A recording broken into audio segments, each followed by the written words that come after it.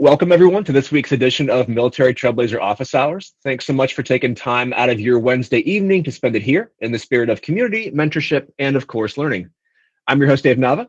I'm a military trailblazer, and I'm a solution engineer at Salesforce. Each week, we invite a co-host, or in this case, co-hosts, to take part in the conversation so we can leverage their experience, their expertise, and their unique perspectives. The focus for tonight's session is how to create an engaging brand in the Trailblazer community. So, if you've ever wondered what a personal brand is, how to create one, or why you should always be branding, this is the session for you. I'd like to welcome and briefly introduce our two co-hosts for tonight's session, Jordan Nelson and Adam Best. Jordan is a senior Salesforce administrator at Vercel. He's also a content creator within the Salesforce ecosystem, contributing his expertise to the Apex Hours YouTube channel and the Salesforce Ben blog. Additionally, Jordan consults with companies providing best practices on how to build their Salesforce organizations. Adam is a senior program architect at Salesforce. He's worked in the telecommunications, financial services, education, and government industries as a Salesforce professional. And he's also known as a subject matter expert on all things DevOps. Both of our co-hosts have devoted considerable time giving back to the Salesforce HANA.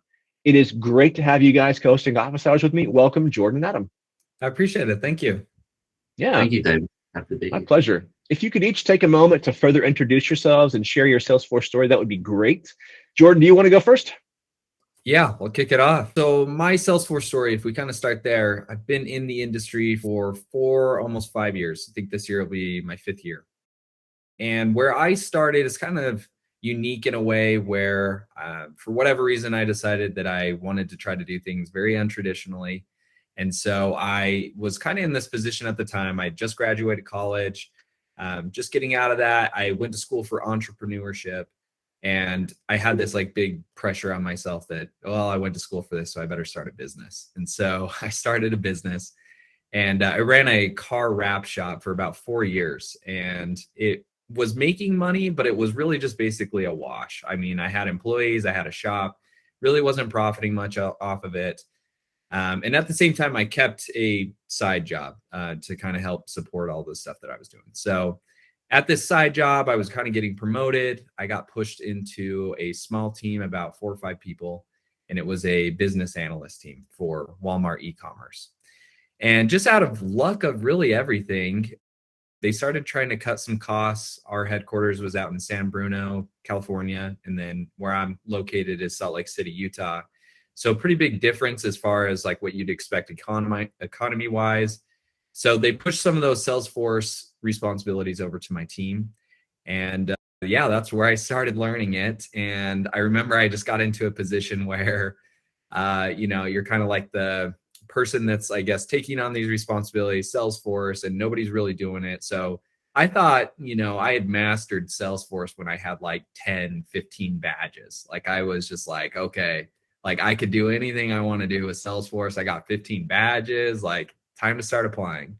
So I started applying for jobs, and I was lucky enough to get one at a startup here in Utah called Podium.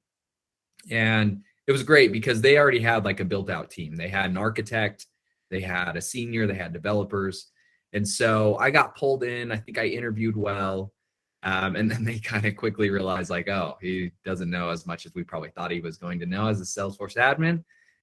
So I spent a lot of late nights trying to catch up on all that stuff, but it worked out well because, like I said, my team was awesome. They spent a lot of time to kind of give back and make sure that I got ranked up fast. And then from there, it's kind of just history. I mean, I moved over to another startup here in Utah that got acquired last year for $2.5 billion called Divvy. And then I moved from Divvy to Health Equity, which is a public company. And then I've just moved, like David mentioned, as another senior Salesforce admin to another startup that's based in San Francisco called Vercel. So that's more or less kind of my story, how I got into the industry and where I'm at now. Awesome. Thanks, Jordan. Yeah. For those watching, aside from the branding topics, which we're definitely going to cover down on tonight, if you have questions about what it's like to be an admin, don't feel afraid to throw those in the chat as well. Adam, do you want to take over and share your story? Thanks, David. And thanks, Jordan. I mean, that's a pretty awesome story. My story is pretty much the same as Jordan. So I got out of school, didn't know what I wanted to do.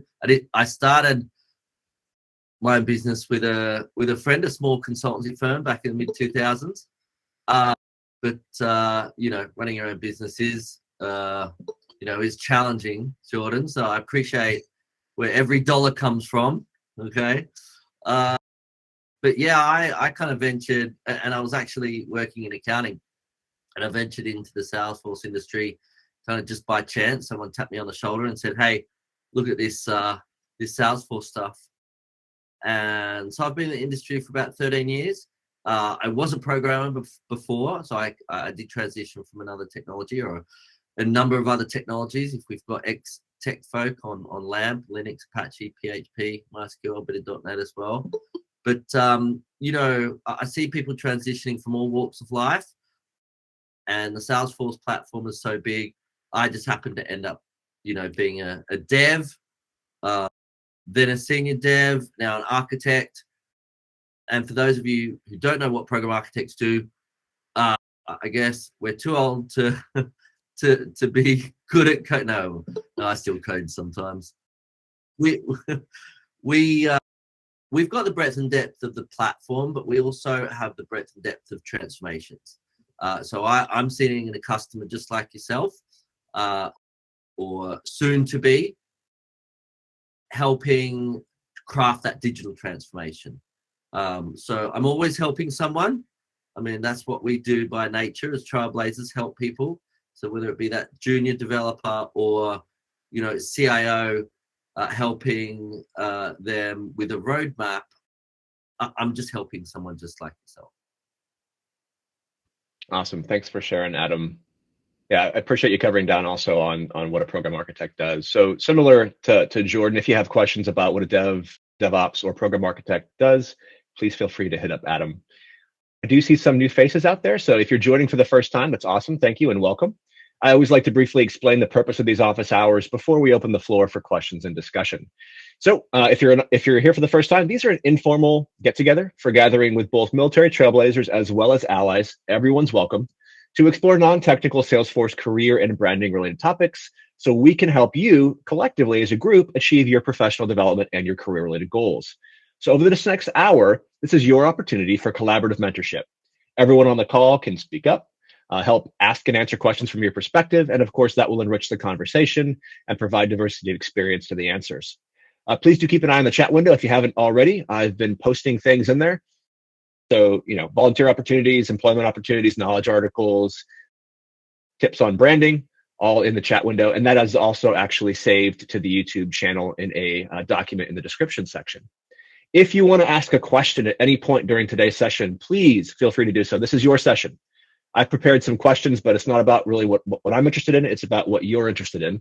If you don't feel comfortable speaking up, no worries. You can also post your questions in chat, and I will do my best to get to those in the order that they are received.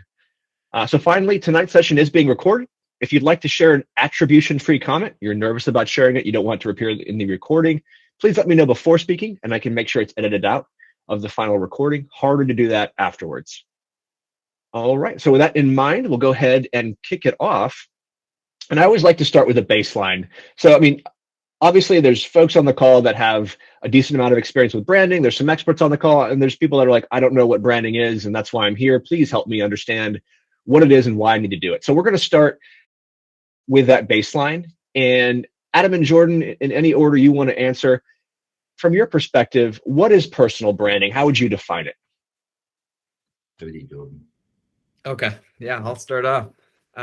So for me, personal branding is essentially taking what you are curious about, what you have a skill in, and applying a certain style of what it is that you like. So an example of that, right, would be for me, the way I see my own personal brand is, well, there's this section of my life where I do Salesforce. Okay, there's a skill over here. There's something I can help somebody out with. So that's definitely a pillar of it.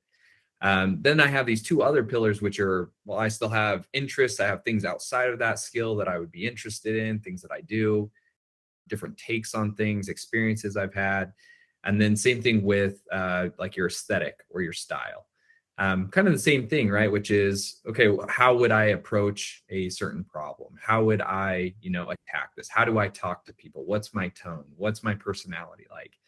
And I think it's a mix between those three things And it's almost like if you think of like a Venn diagram, right? Where if you have all three of those come together and you're really just trying to hone in on the circle of all those, that's more or less what I view a personal brand as. It's taking all those things that make you who you are and then taking the time to share those with other people. So for me, I see that as, okay, I know Salesforce. At the same time, I enjoy things like philosophy. I enjoy things that are kind of around like growth mindset.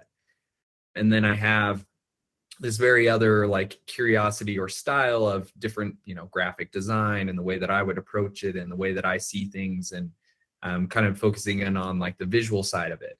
And so combination of those three things are what make up my personal brand. And what I try to do with that is just share the way that I would attack some type of problem. And especially here, like Trailblazers, that ends up being a lot of the time, hey, this is what's worked for me well in the Trailblazer community. This is how I've approached it. This is how I've, been able to get promoted. This is how I've been able to learn. This is how I've been able to get certifications, whatever it might be. But the main point of a personal brand, if all of that just kind of sounded like garbage to you, if anything else you take away, I would just say you kind of have two ways to look at a personal brand, which is you have your time, which is really valuable, and we all want to do certain things with our time. When you think of terms Salesforce related, and if this is just purely to get ahead in the Salesforce world, you basically have two options in life. You can choose to create a product and you can choose to put out media. Those two things are what are going to scale without your time. So when you spend time today, when I spend time today to post something on LinkedIn, sure, that took a little bit of time. But the cool part is that that's going to be on the internet forever. So it's very similar to what David's doing here on YouTube. Anybody can go after this recording. We can go and find it. And it's working for David afterwards. And that's kind of the point of a personal brand. If your sole reason is just to get ahead in the Salesforce industry, think of it that way. Whereas you're not going to have enough time to continuously do all these little things. But by creating a personal brand, you will be able to, because it works without you being there.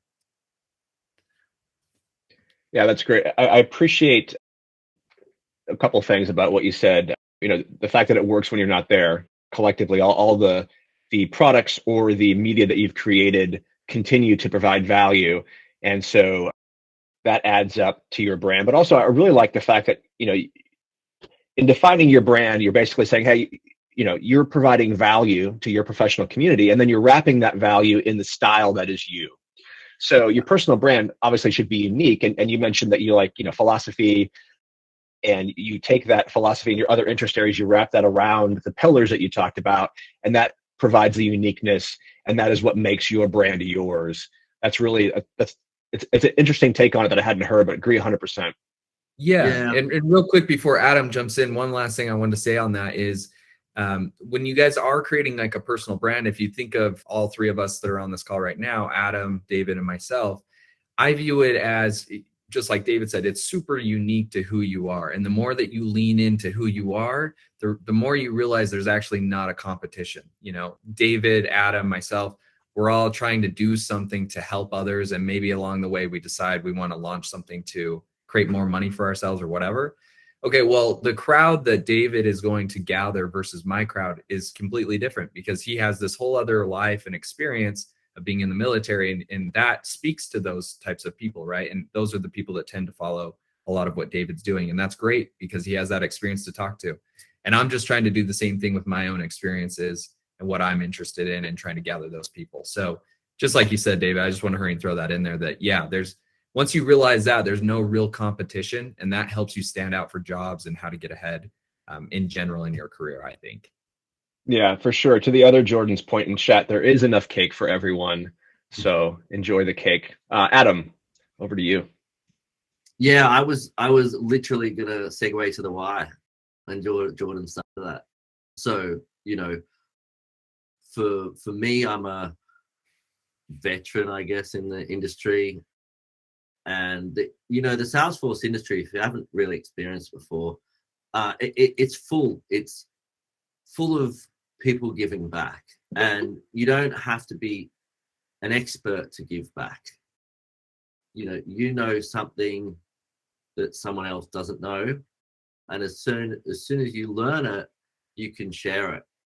I didn't set out, I guess my journey is a little bit different. I didn't set out to create, a personal brand per se. It was just out of giving back to the community. Like Jordan, just happened to be good at this thing.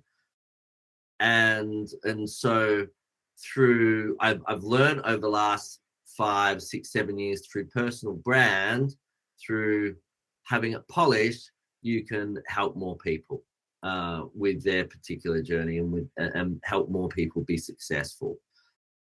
So to Jordan's points as well, you do post about particular things and your followers do want to hear those things. So for myself, as David mentioned, I post about DevOps. I post about architecture. So anything to do with architects, the developer information, aspiring trailblazers. So, I'm here to help you either, get a job in the market, tips and tricks on getting a job, or helping out with your personal brand, or, teaching you about the ecosystem. What's an SI, what's Salesforce, what's a customer, what's an admin, what's a developer. So it's just my vehicle for helping out the masses, similar to this is David's vehicle for helping out the masses as well. And so you don't have to be an expert.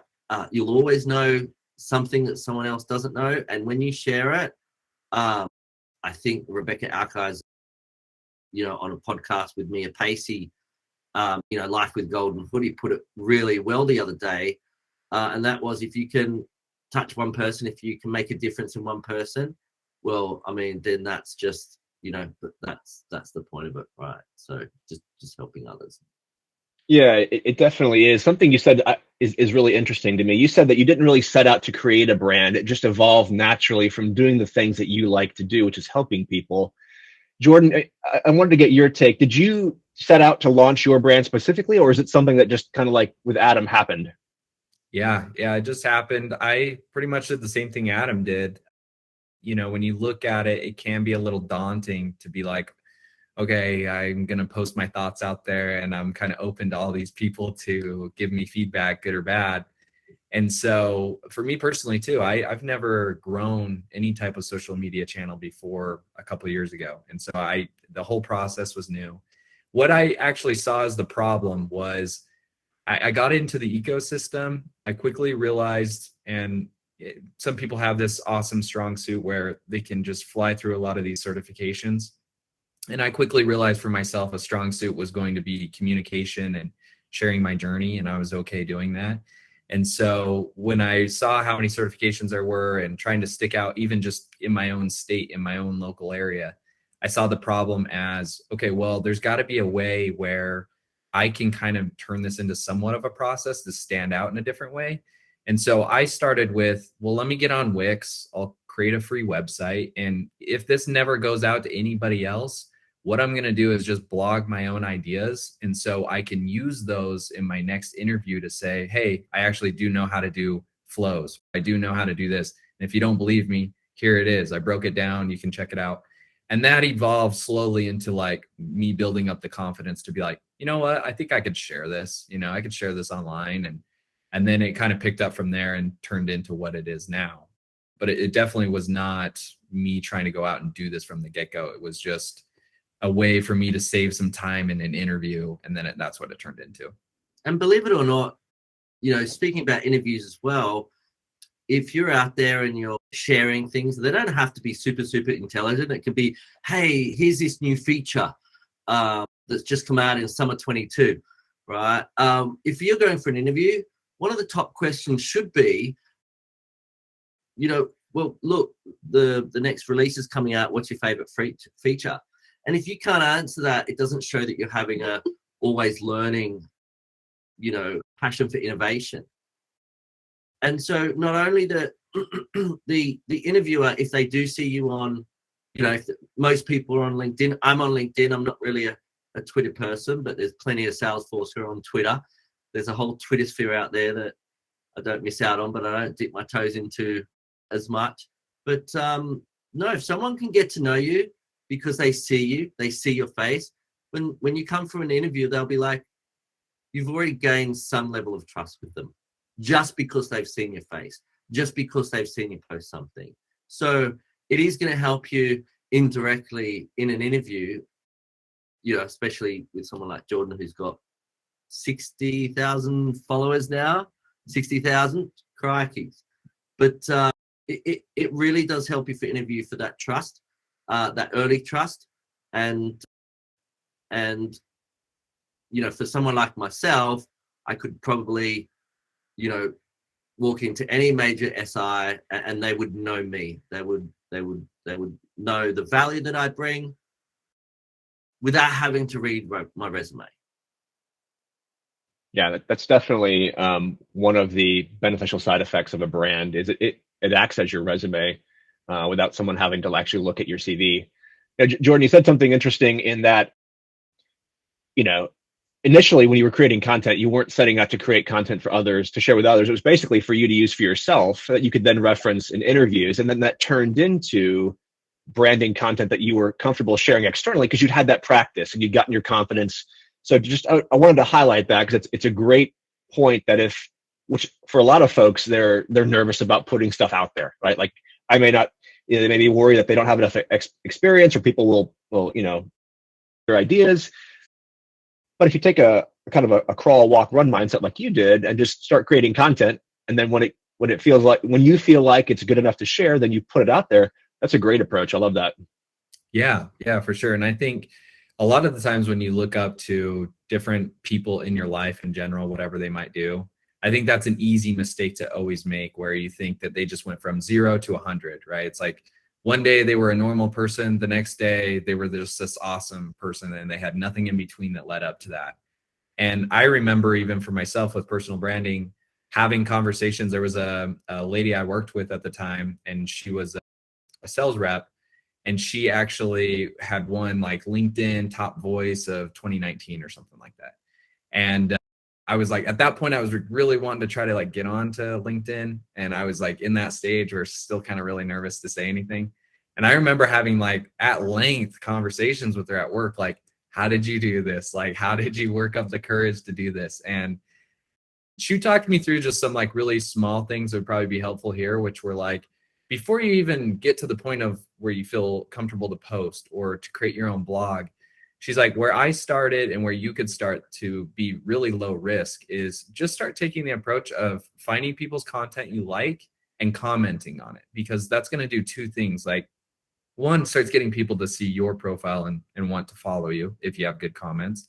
But two, it also builds up that confidence for you to be like, okay, yeah, this is actually how I can say things online, because there is a little bit of a buffer there to be like, how do I convey how I would talk in person online? How do I get my thoughts across? And then as I started doing that and people would like my comments, that's what then finally led to this other point in time where it's like, okay, now I can create a blog. Okay, great. That's going well. Okay, now I'm officially ready to start sharing on my own profile here, and let's see how it goes from there. So there are these little baby steps you can definitely take that I encourage everybody to do, because someone already put it in the chat. I think it was Megan, but you just almost have this journey yourself, right? Where you're trying to figure out who you are a little bit as you do this, because it's easy for maybe us three that have been doing it for a while to say, oh, well, yeah, here's these pillars. Here's the things I'm going to talk about. This is why I talk about them. But that's after, for me at least, that's after 2 years now doing this, right? Like every single day. So I'm still trying to figure it out for myself. And it is a journey to get to that. You don't know probably right offhand, especially if you've never done it, what you really want to stand for, what you are good at. And so you got to kind of put yourself out there, and then you listen for the feedback, right? Like you see what works, what's not working, what people like, what they don't like. And you kind of figure it out for yourself that way of saying, okay, well, people tend to like when I post these types of things. And I also enjoy those types of things. So I'm going to double down on that. And yeah, that's kind of the route I ended up taking, going from those baby steps, like you said, into something to where it's now a bigger personal brand. Probably a crash course on a few more tips. so first and foremost, think about LinkedIn as your online resume. So, always be professional, be authentic, but be professional.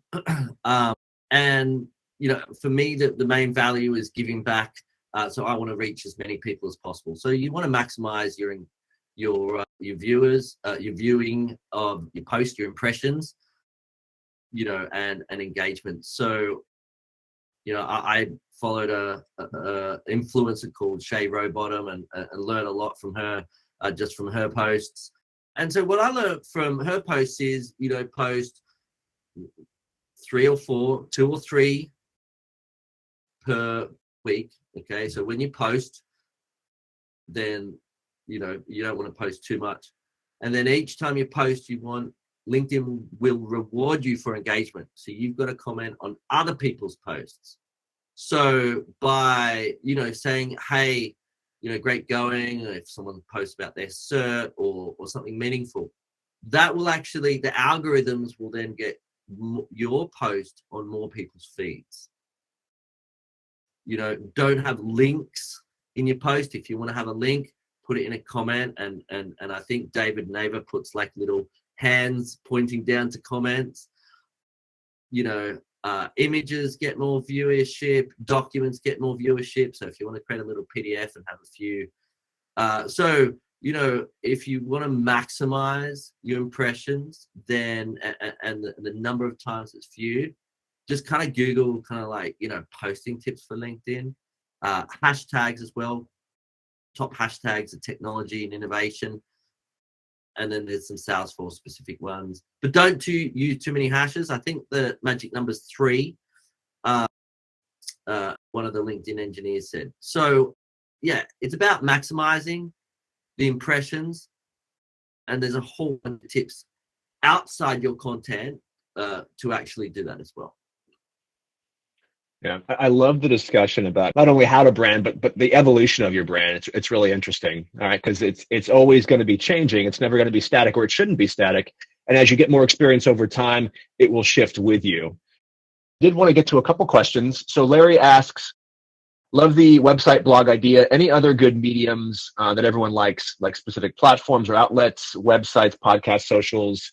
Maybe if you could both kind of do a rundown on your thoughts on the various mediums through which you can push, social media posts or the products that Jordan was talking about. Yeah. For myself, what I found early is it's much better to try to figure out one platform if you're just on one platform and one thing only, and get really good at that one thing, versus to spread yourself thin, get overwhelmed, and then just be on a bunch of different platforms, not really doing a ton. So for me, I've really just tried to focus in on LinkedIn, get really good at it. Just barely this year, I started moving over to Twitter. I don't really have a following on Twitter, so I'm trying to build that up. So that's kind of my advice there. As far as like different places you could go though for your portfolio, you could do Wix. That's what I have. It's obviously a free website builder. If you want to do something even a little bit easier than that, there's a website called Card, but it has 2 R's. And it is a basically plug and play portfolio that you can build. So you go there, it's $19 a year, so it's really cheap. And then you basically have a tab up top that says portfolio. You select the one you like, and then from there, it's just changing out the words and entering in images. So that's a really easy way that you don't have to be super techie to do. And that's kind of where I've stayed there. Outside of that, though, like I said, I think the biggest thing for me that I've noticed is it kind of comes down to formatting more than anything. There's all these extra tips for sure, like Adam mentioned, like hashtags and kind of how you want to engage and finding people that are similar to what you do. But more than anything, because you'll see some people out there that kind of blow some of those things out of the water. And so as I've dove into that a little bit more, the more I've realized it's usually just because they have a really good format. When you see people like Stephen Bartlett comes to mind, he posts, 4 or 5 times a day, and he doesn't abide by any of those rules, but he kills it on almost all of his posts. And when you think of why, it's typically because he has his posts formatted in a really great way. So feel free to, I think any of ours, you could definitely go and look at them, but a lot of it is, it's not even just what you say, it's a lot of how you form it so somebody's actually going to stop and read it. I see a lot of people post really great content, but it's in just this block. And when you think of social media, think of anything that we do. It doesn't even have to be social media, marketing in general. Everything is so quick. Like if you don't get my attention in 2 seconds, I'm scrolling past. And I think what happens is you're new to this idea of creating content and a brand. And so all that as a consumer, everything you know as a consumer kind of goes out the window because you're like, well, this is awesome. This is what I want to say. And this is why I'm going to say it. And it's like, that's great. But think of your consumer mindset again, which is if you don't get me on that first sentence that I read, or if I open up that LinkedIn to see more and it's this giant block of text, chances are I'm scrolling past it. It's not because your content is bad. It's typically because it's just not formatted in a great way. So I'd say that's kind of my last caveat there. Yeah, it's interesting. I do see the block of text post quite a bit, and it also applies to your about me section of your profile, right? You should try to break that up. Maybe throw in some. I like to use emojis. I like to use spacing because if you're just putting a block of text anywhere in your LinkedIn profile, it's going to get quickly glanced over without being digested. Adam, I wanted to ask you. Obviously you do a fair amount of LinkedIn posting, but you do quite a bit of speaking as well. How has that been for your brand, and how do you go about how did you go about starting to get those speaking engagements? Yeah, no, that's a very good question.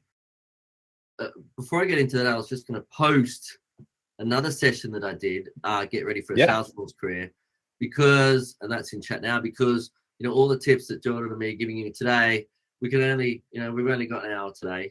So on that deck is a whole bunch more tips, but also a bunch of influence as well. So we've got David here, we've got Megan here. Their pictures are on the last slide. So great info there.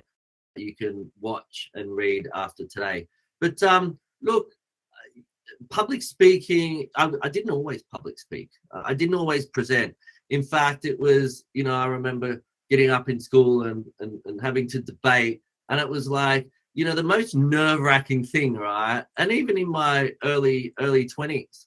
But I think the passion for, when you get up and speak, I think the passion for sharing, the more passion you have for sharing and helping someone, the less it's about, I'm nervous, I'm in front of people. And the more it's about, I can't wait, to help someone. Okay. So I think just, ergonomically, I was asked to speak about certain topics that I was good at. And then through the, the growth of personal brand, I just, get asked to speak. So I'm passionate about DevOps. We've got some beloved ISVs in the market, leading ISVs, Capado, AutoRabbit, backup and restore. You've got, own backup and receiver. So yeah, I guess because I'm passionate about what I do, and I help articulate a lot of business value, the why. It's not just about the technology, but it's about the why as well. I just get asked, and you know what? If I can fit you at 7 o'clock in the morning around my 10-hour day, I'm going to do that. And if you want to, look at me, check out my LinkedIn and connect with me, I'm more than happy to, help. So I think it's just a mentality of happy to help. Always happy to help if I have the time, and through that, I just get asked. So those are great points. Thanks for posting that document. It's an excellent document. And I wanted to kind of foot stomp what you said about, branding based upon what you're passionate about. So, obviously, I didn't brand myself around DevOps because I'm not very good at it, but it's also not one of my passions. And I didn't brand myself around consulting with other companies, or, being a Salesforce administrator, because that's not what I'm passionate about. I'm passionate about, mentorship. And so that's kind of what I have, surrounded myself when that's what my brand has evolved from. So if you're thinking about creating your brand, align it with your passion, and you can't go wrong. And that to all the dovetails. people who are creating brands for flows, because I love your content, right? Like I can't get enough of flows. So if you're interested in something very niche, just there are people who want to listen to you. Yeah, for sure. I love flows too. But your comment about niche dovetails nicely with Natalie's question. So we'll get to Natalie's question here, and then we'll break for a quick photo of the group. Natalie asked, in general, do you think recruiters are looking more for someone who's specialized with a depth of knowledge in a specific area or role, or someone who is more of a generalized, quote unquote, purple squirrel who can wear a lot of hats and do many roles in a variety of ways? And then her follow-on question, which kind of relates to what Adam was talking about, is it better to brand yourself as a role or an expert in a specific platform? I might go first on that one. So, with sales and having looking at David Neighbor's YouTube channel, I think Path to Architect I did last year, and that's a really good one, and that expands a lot. But you've got to be good at core, I think, in the Salesforce ecosystem. Salesforce is a huge platform. We've got sales, service, experience, marketing, health cloud, gov cloud. There's so many clouds, right? But you've got to be good at core. So for your own technical knowledge, start with the core. Sales, service, experience, okay? Admin, app builder, okay? If you want to go dev, if you want to be developer, go developer and do those things like integration and identity. But everyone has to be good at core. That's for your own technical skills. For personal brand, though, if you find a niche, then go be an expert in that niche, right? So, and because if you haven't found the content and you found you can give back, surely there's other people who can do that as well. And that niche might be a passion of yours as well. So follow your passion. It's got to be joyful. You've got to enjoy what you do. But if you find not a lot of content out there, if you love flows, and I know there's a few influencers on flows as well that just do flows. If you love flows, go do flows. People will listen. There is, I'm not going to quote the number of Trailblazers. It's something up to 9 million or something now, but there are millions of Trailblazers in the world. Okay, and so I'm just a drop in the ocean. So you've got many more chances of having 60,000 followers like Jordan. Jordan is really basic admin, how to get started type thing. Salesforce says we've got to double our workforce by 2026 to support the demand, right? So if you just started today, there's going to be 1 out of 2 people in the industry who's going to just get started in the next few years. Yeah, I think that's a really good point on what you said about trying to find your niche and like knowing the core. I think knowing the core is definitely big. The only thing I would actually add on to that too is I think it also depends a little bit on like where you want to end up. Like what is your thing that you want to do? If you are going to work a 9 to 5, then who do you want to work for? Is it a big company like Salesforce? Is it a big company like Google? Or are you going to stay in a space that's more like startup? I think depending on which one you choose, you might have a different option. For me, in my experience, I have been at a big company, one of Health Equity, my last one I was at. It was a publicly traded company. We had a really big Salesforce team. And when I was there, I felt like it was going to be a lot better. The people they wanted to hire were very niche, right? Because we had a large team. And so they wanted to divide things up so we weren't spending time crossing over. So it'd say, okay, we're going to have, Jyoti, and she's going to focus in on these things. Justin is going to do these things. Jordan is going to do these things. And for the majority of time that I was there, that's exactly what happened. I focused in on a lot of flow work. I focused in on a lot of security items and third-party integrations, and that was kind of my thing. Anything outside of that, it's like I just didn't really touch it, went to somebody else on the team. And then if you want to be in the startup world, the majority of my jobs have been startups, and startups in the form of, 100, 200, 300 people. The company I'm at right now, I think we just passed 300. And in that space, it tends to be a lot more of this jack of all trades because you're bootstrapped, you're trying to get going, a little smaller, you don't have a big team. And so you're your role tends to bleed a lot, which is like, yeah, I might be hired as the senior Salesforce admin, but that's not stopping them from asking me to do things outside of that, right? Which might be marketing ops, might be DevOps, it might be like right now I'm setting up gear set and I'm like going to be running us through a lot of stuff that like a scrum master would be doing and keeping us on track with all of our sprints. And it's like, that's fine. I like that. I'm glad that I have that opportunity. And so for me, that's kind of almost like a niche in itself for myself, right? It's like, I like that. I like being in that small environment in a startup. And so I know kind of what to expect when that happens, that I'm going to get my hands on all these things. I might not get to be a master at one thing, but I get to kind of play around with all these different tools and be able to bring that to the next startup I go to, which is super valuable, like I said, for startups, if you have that type of knowledge. Yeah, it's a great distinction. Thanks for making it, Jordan. Appreciate that. Carrie, you had a question or comment. We'll grab that and then we'll head to grab our picture. Hi, this is awesome. I can talk about this topic all day long. My question is about content and organization. I kind of a couple of months ago had that initial kind of accident content creation and just went with it by way of an interview that I failed on. And so I wanted to get better at something. So now that you guys are like knee deep in it, what is your process for planning? Yeah, I could go first. Mine's very, very systematized at this point. Kind of going back to our main point here is when I first started, I don't think you're going to really know like what you want to post, how you want to say stuff. That process takes a little more time. And so it's hard to try to figure out how you're going to plan things because you just may not know what you want to say and how you want to say it. But the more you do it, I started getting into this space where it's like, all right, I'm wasting a lot of time every day.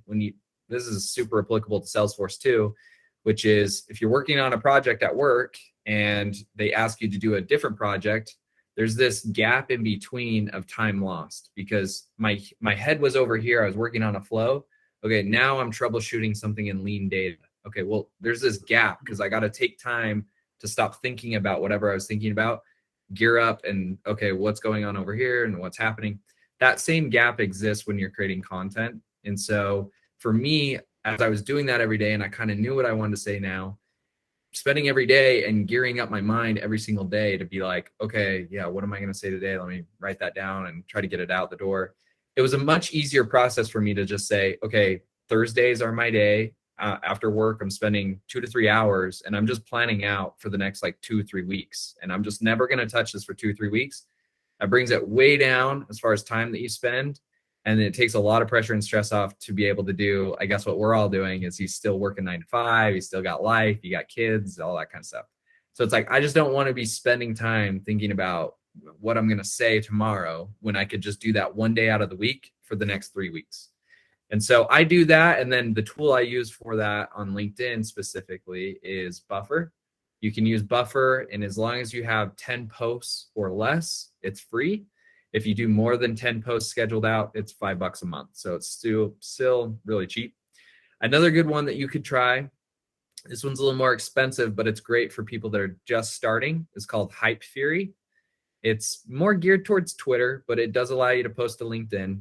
The cool part about it is if you don't know what to say and you don't know how to say it, and not what I talked about too with the format, they actually have a section in there and they've made a deal with certain influencers on Twitter and they feed all of their best tweets into that system. And so you can actually just look at their stuff, click a button that says reuse, and it just keeps the format for you and you just plug and play. The big trick behind content at this point in my life is not reinventing the wheel. Do not try to sit there and think, how do I come up with something brand new? If I see something that Adam posts that worked really well, I'm going to use his format and just plug in my own words for my own thing. It's not necessarily stealing or anything like that, right? We're just reusing the format of which it worked. So that's kind of been the big thing. And I think that was a big mental block when I started for people to be like, well, is that plagiarism? What am I doing? I got to come up with my own stuff. Then I started seeing every other big influencer and that's what they encouraged to do. And I was like, okay, I'm going to start doing that. Like, saves way more time. I'd rather do it this way.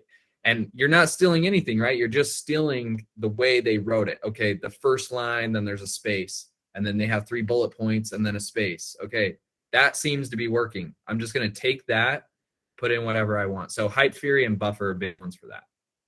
Can you spell out that second tool? That is it Hype, like HYPE? Yep. And then Okay. FURY. Okay. Thank you. Yeah. Awesome. Adam, your process. Yeah, look, I'm a enterprise architect by trade, so I'm always creating slide decks, and that's what I do. And so I create those, like I do with a customer.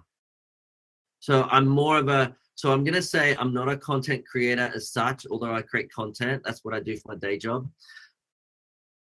So I'm more of a curator. So I'll already have the content, as part of those decks. I mean, I might create a presentation just because it might be going publicly available, and there's a little bit more scrutiny over public relations and stuff like that. But for the most part, it's just general information anyway. So I'm looking at the times that I post. So when I put 8 o'clock in the morning in Sydney, in Brisbane, is good. 11 o'clock at night is also good if it's a global market, because that's when the US is hot. That's when I feel the time to post is, Tuesday, Wednesday, Thursday for me, just because Tuesday I get the US and I get kind of Australia is hot. If I post on Monday, US is still sitting on Sunday in their pajamas and Ugg boots, and it doesn't go that well. So the timing of the post is definitely really important. Megan, I watched one of Megan Tuano's videos. Megan, if you want to plug YouTube channel, that'd be awesome. But she had some great tips, some tools and some great tips as well, of her process, and I really enjoyed that video. So but yeah, it's definitely whatever tool you use or whatever process you use, it is about consistency. Okay, so you have to find a balance, and wellness is really important, especially in today's world. So find a balance between work and giving back, or work and working on your brand and family that works well for you. But definitely schedule it in. So between 4 and 5, I'm doing this, not a moment more, because I want to go, take my kids to karate or something, right? So yeah, consistency is a key. I love all those points. So context switching, to Jordan's point, takes time to switch between different modes of thought. To Adam's point, and I think you both mentioned it, right? Having a content calendar, knowing what you're going to say beforehand. And then to Adam's point, those optimal times, and they're going to change based on your social media network. So the optimal time for LinkedIn, not necessarily the same for Twitter. You can Google that. It's available information. I think just to quickly piggyback on that, then I do want to get a group shot. For me, I definitely have a content calendar. And so I will plan. I've got a 6-month program that I plan out who's going to be on the show. And then I take all of the attendance at all these various sessions, and I put them into CRM Analytics, formerly Tableau CRM, to see which were the most popular sessions. And then I know, okay, so this session hit really well because it was about recruiting. I need to have more recruiting sessions. Let me go back and see who I can pull in from recruiting. And that informs my decision-making process. And then, to Jordan's point about borrowing the format, all my social media posts are formatted, and if you've ever kind of taken a look at them, the ones on Monday all kind of look the same. The ones on Tuesday all kind of look the same, because they are. All I do is swap out words, concepts, things we talked about, but all the hashtags, all the at mentions, the format of the picture, it's all done, and that way I can very quickly turn it around. So if you're putting out a lot of posts, that's helpful. If you're doing 1 or 2 a week, maybe not so much. But we're posting for office hours across 4 or 5 different networks, upwards of 15 times. So it's quite a bit. Okay, and so Iris, over to you with a question or comment. Hello, everyone. First of all, thank you so much for being here, to all 3 of you. David, for constantly being here. Adam, I love your posts. And Jordan, I've been following you recently. Thank you for all that you put out there. Great content for us to share and to learn from. My thing is so many people, there's a lot of noise out there. You know, I mean, a lot of people start in an ecosystem, they all supercharged from passing that certification. They're working on their branding and doing great. But then they get that job and it starts kind of fizzling out because life kind of seeps in as it generally does. What are your advice? What kind of advice can you give to stay true to the course, to keep on producing content and, you know, keep on with your passion? Yeah, it's a good question. I think for me, a big one, and Adam mentioned this, you know, not to take it lightly on like the wellness of everything. I think it's easy to get caught up in comments and negativity online. So I think the biggest thing that I've tried to do is like, I'm very specific about who I choose to follow on my own feed. And I think I'm a firm believer in like everything that you do with your mindset is a big deal. And so having people around you that support you, like David and Adam, I mean, having those types of people on my feed where I know that that's just not going to come from them. That's just not who they are as a person. Whether I type something out that they don't agree with, I have a really strong suspicion that if it really came to that, they'd probably send me a direct message versus blow me up on my social media to make me look like, you know, a bad person in front of everybody else. So having people like that in your corner, I think is a big one. To keep going, I think is also the expectation that you're not going to probably have the passion for every single day. There's plenty of days. Today was one of them. I didn't have the stuff up that I really wanted to post.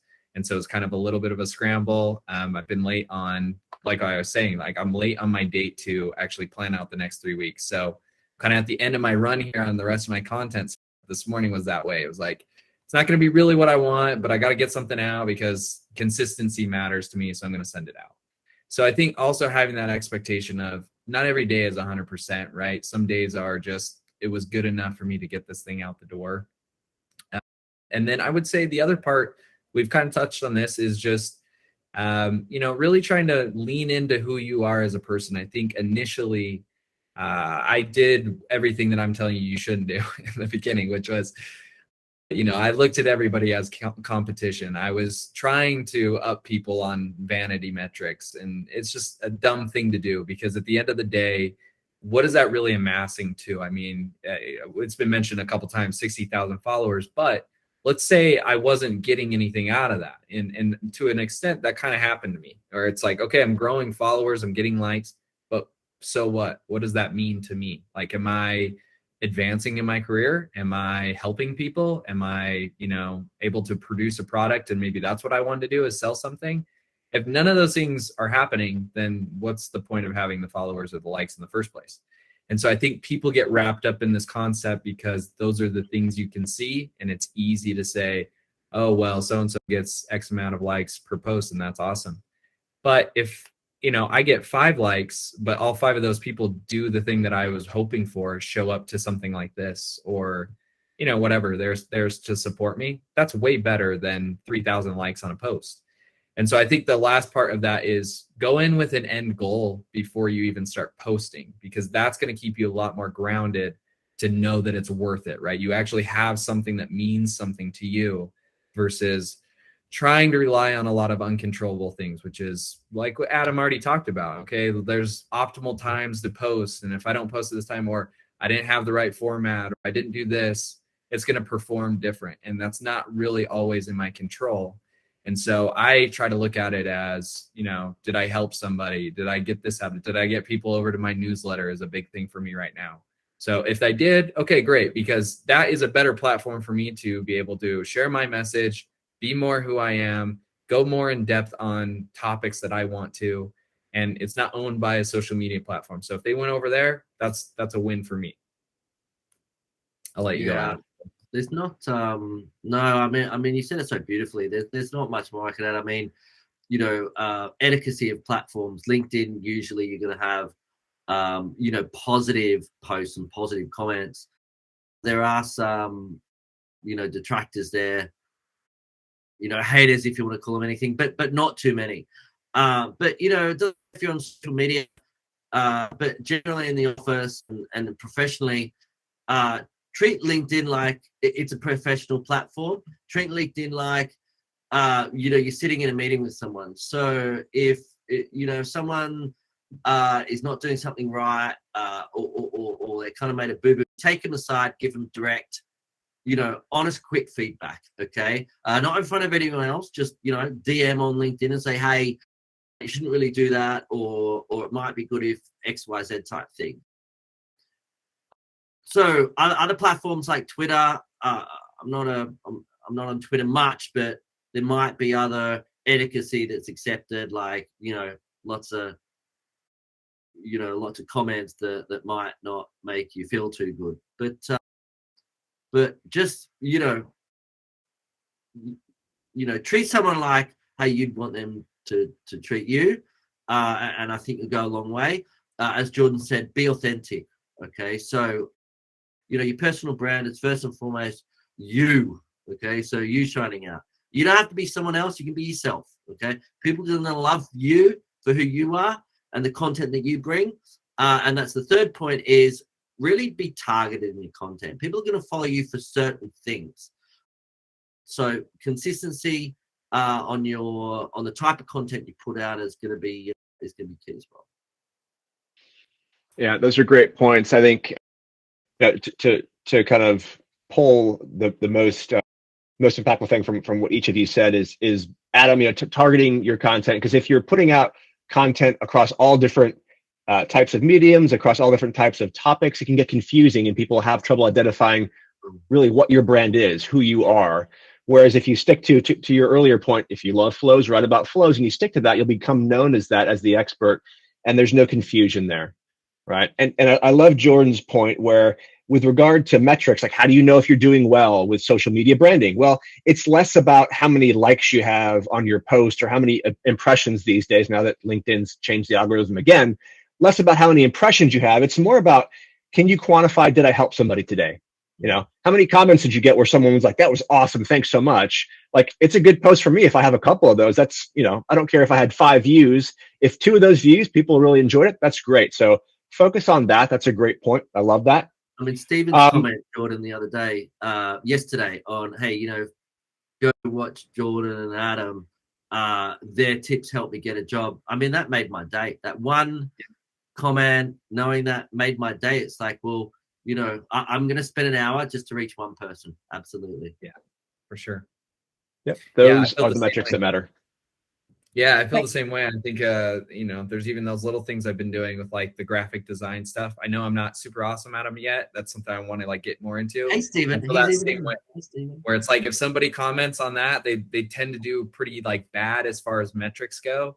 But I'll every once in a while get someone that's like, dude, that was awesome, like this. And then I'm just like pumped, because I'm like, hey, that's what I wanted to do. Like, I don't care if this got 3,000 likes. What I wanted is some other person out there to think that this thing was cool and it translated my idea. That's cool to me. Yeah. Awesome. So derive your metrics from that, on the value that it adds for yourself and the value that it adds for others, less about the sheer numbers. With that, folks, we have run out of time. Before we do close, I wanted to thank Adam and Jordan for spending the past hour with us, educating us about branding. It's been awesome. I learned a lot, and I'm sure you have as well. So thank you, gents, both very much. Thanks for having me on. Yeah, and thank you to all of you who stuck around and who participated in the conversation. Really appreciate it. Please join us next week, where we'll have another guest on. And in the meantime, have a safe and healthy week.